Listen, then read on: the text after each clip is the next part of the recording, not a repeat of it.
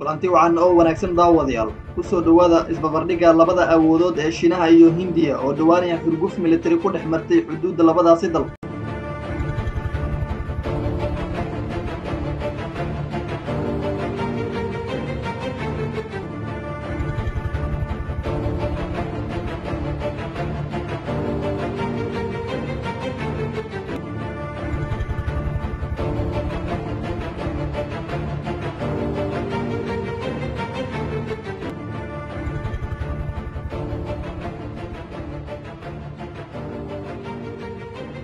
Ururada falanqeeya arrimaha diblomaasiyadda adduunka ayaa walaac weyn ka muujinaya xiisadda ka soo dhex cusboonaatay labada waddan ee Hindiya iyo Shiinaha kuwaasoo haysta hubka sida ba'an wax u gumaada ee nuclearka.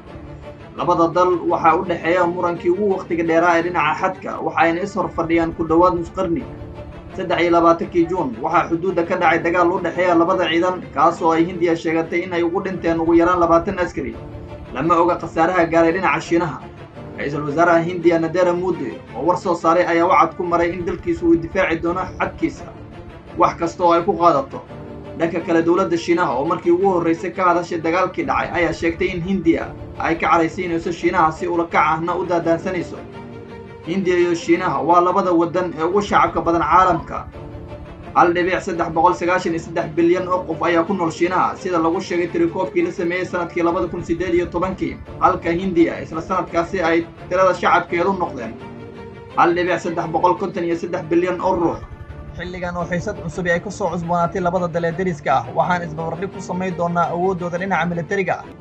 qiimeyn uu sameeyay wargeyska Business Insider oo soo xiganaya bogga statistics-ka sanadka 2019 ayaa uu ku sheegay Shiinaha inuu yahay waddanka ugu militariga badan adduunka iyadoo ciidamadiisa diyaarka ah ay tiradoodu tahay 2.18 milyan oo askari.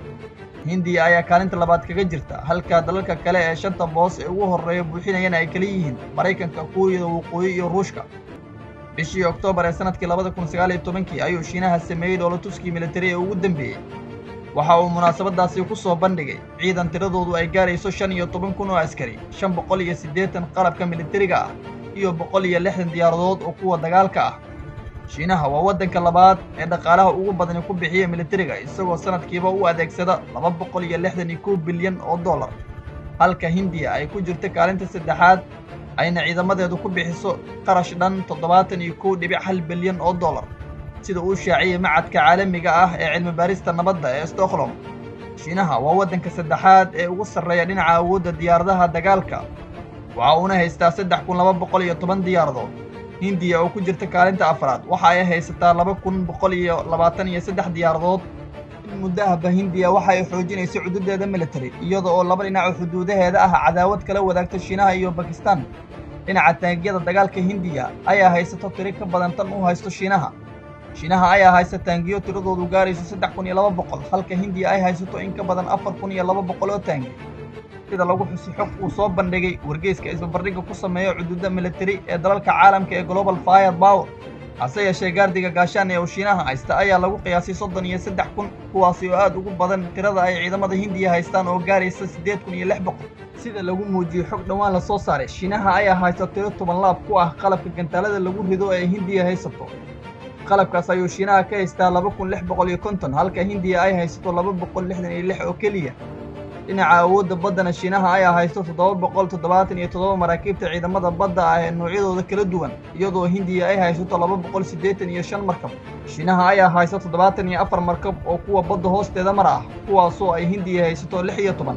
sidoo kale wuxuu Shiinaha haystaa 36 markab oo kuwa wax burburiya ah halka ay noocaasi Hindiya ka haysato 11. halkaasi nooga eeg barnaamijkii gaarka ah ee aynu idinka diyaarin labada quwadood ee Shiinaha iyo Hindiya. barnaamijkan mid ka xiga waxa uu noqon doonaa haddii eebaha awoodiisa loo ogolaado Masar iyo Ethiopia inagoo isbarbardhig ku samayn doono labada awoodood ee Afrikaanka ah. tan intii aynu kulmi doono barnaamijkaas waxaynu idinka tegaynaa sidaa iyo nabadgelyo.